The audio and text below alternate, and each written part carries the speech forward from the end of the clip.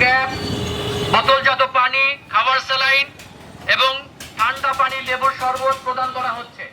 ঝিনাইদহ জেলা শহর সহ বিভিন্ন উপজেলায় তীব্র তাপদাহের কারণে অতিষ্ঠ খেটে খাওয়া মানুষ। বৈশাখে সারা দেশে প্রচণ্ড তাপদাহ ও তীব্র গরমে বেলা বাড়ার সাথে সাথে বাড়ছে রোদ ও গরমের তীব্রতা। প্রয়োজন ছাড়া ঘর থেকে বের হচ্ছে না সাধারণ মানুষ। ঠিক সে সময়ে ঝিনাইদহ শহরের আদর্শ পাড়ায় শ্রমিক, ভ্যানচালক, রিকশাচালক ও পথচারীদের মাঝে মর্নিং বেল চিলড্রেন একাডেমির উদ্যোগে মাথার ক্যাপ, বোতলজাত পানি, স্যালাইন ও লেবুর শরবত বিতরণ করা হয়েছে।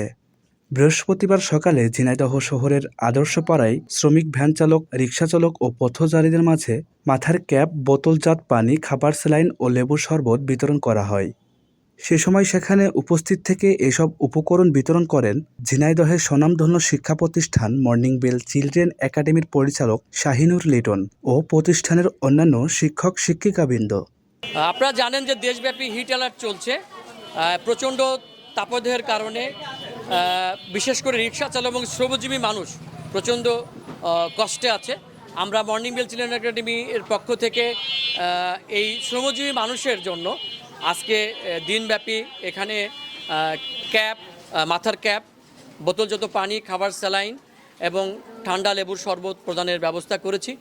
শুধু এই তাপদাহের কারণেই নয়, মর্নিং বেল চিলড্রেন একাডেমি আপনারা জানেন বিগত দিনে করোনাকালীন সময়েও নানা মানবিক কর্মকাণ্ড নিয়ে আমরা মানুষের পাশে ছিলাম, আমরা বন্যার্তদের পাশে ছিলাম। আমরা দায়বদ্ধতার জায়গা থেকে সবসময় মর্নিং বেল চিলড্রেন একাডেমি পরিবার সামাজিক এবং মানবিক কর্মকাণ্ডগুলো পরিচালনা করে থাকে।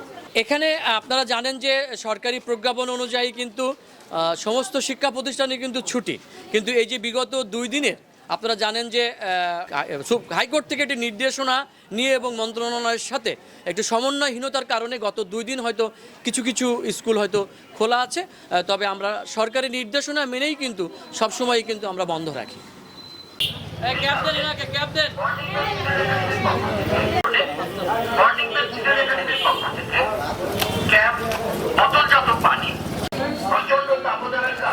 ক্যাপটা পরা যান।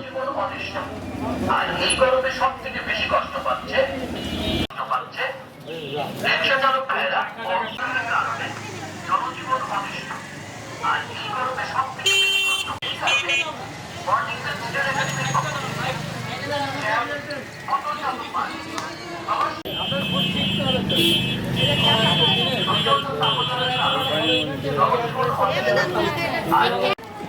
এই কারণে মর্নিং বেল চিলড্রেন একাডেমির পক্ষ থেকে কারণে জনজীবন অতিষ্ঠ। আর এই গরমে সব থেকে বেশি কষ্ট পাচ্ছে রিক্সা চালক ভাইয়েরা ও